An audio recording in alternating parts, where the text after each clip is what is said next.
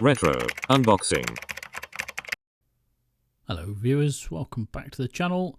Hopefully you're watching this video because you saw my previous video where I had purchased this iMac for £60, and in that video I gave it a bit of a clean up because, as you can see, it was absolutely filthy. Cleaned up the screen and then got the system turned on, updated, got an, because when I bought it there was no operating system on it, so I've got that all installed. There's the advert for the Mac that I bought. Like I say, I paid 60 quid for it, and I just really wanted to do this follow-up video to see what else, or to show you what else I'd done with it. So there's the original spec. It's a pretty decent 2.7 gig i5. It's got 8 gigabytes of RAM, and then it's got a 1 terabyte spinny disk hard disk drive. So what I wanted to do for this video was, well, first and foremost, I just wanted to have a look at whether I could do anything about the scratches. I think because of the anti-glare coating that's on these screens, you can't really do too much with them. So you'll see my lack of success at doing anything with this particular little scratch. I spent a bit of time on it and it made no discernible difference at all. So the rest of the video is the upgrade to the SSD. So I've got to give it a full strip down, upgrade to an SSD, upgrade the RAM, and then I'm going to replace the stand and basically get it back to how it should be. So there is the SSD that I've used for this one. I actually bought a brand new SSD. I had no idea they were this cheap. But 19 quid from Amazon, which means it'd probably be a little bit cheaper if bought from somewhere else without the next day delivery thing. But the brand is Fanxiang, which I'd never heard of, but I've used a few of their drives in a few of these upgrades, and they seem okay thus far.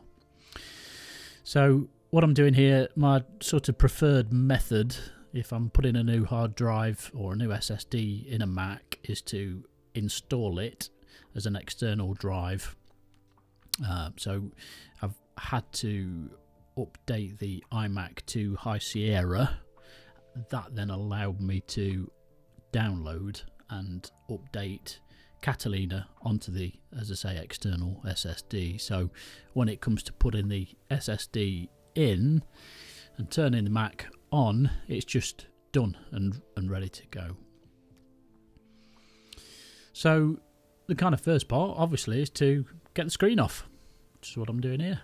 Take the two little ribbon cables off, pull the sticky bits off there that are keeping the monitor held to the bottom of the, or the screen held to the bottom of the unit, and then start taking all the bits out.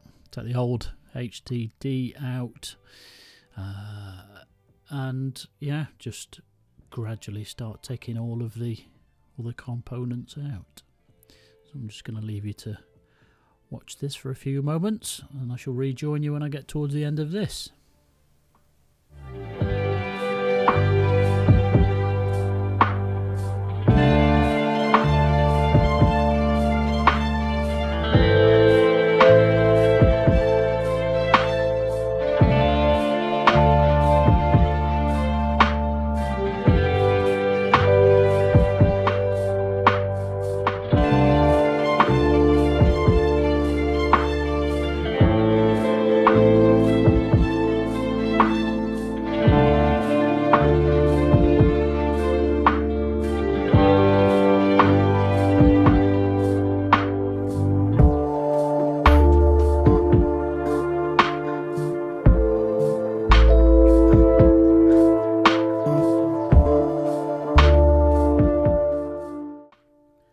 So this little bit here, I've just got to take out the 74 screws that held the existing stand off. There it goes. It was all bent and manky and just needed repairing or replacing.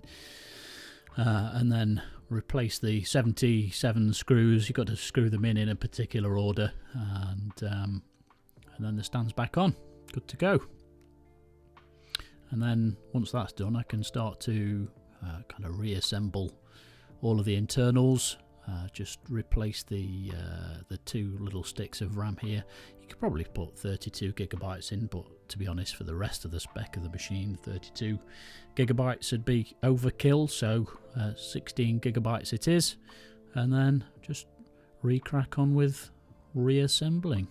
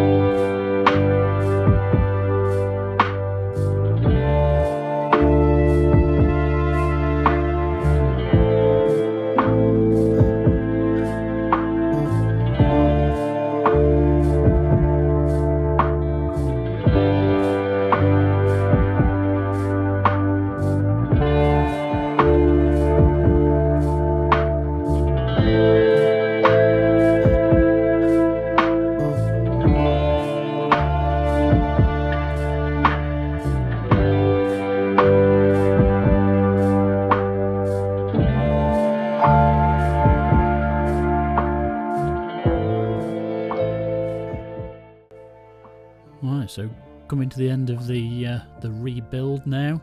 The eagle-eyed amongst you will notice that I haven't glued or stuck the screen back down.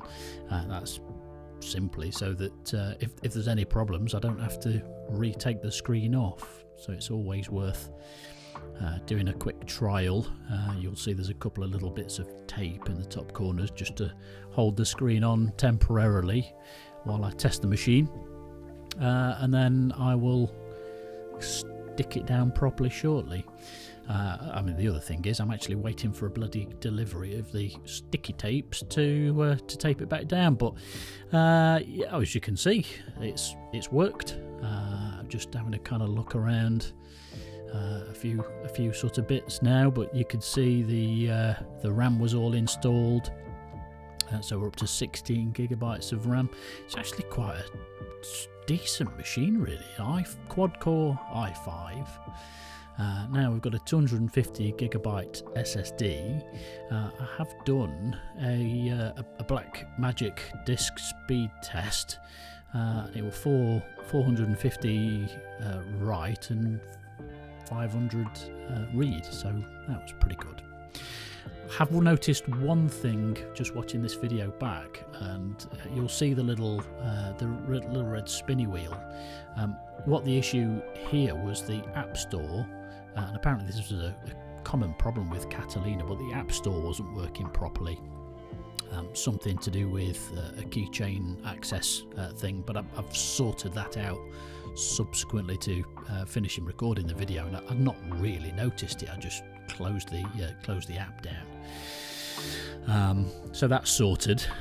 But in the next video, I'm going to do one more video on this machine, and I'm going to see how it runs Final Cut Pro. Because I suspect this will still quite comfortably edit 4K video. One last thing before the end of this video is just a quick boot test. I can quite happily confirm that it got up to the login screen in something like 20 seconds. So if you'd not got the login screen, you'd be pretty much straight to desktop in 20 seconds. So I'm really impressed. This machine cost me 60 quid. The SSD cost me £18. I think the RAM cost also £18. So I'm still well under 100 quid in terms of what I've spent on this. So yeah, hopefully you're enjoying these videos, and hopefully you'll see me on the next one where I see what this machine can really do. Alright, thanks for watching and see you soon. Bye now. Retro Unboxing.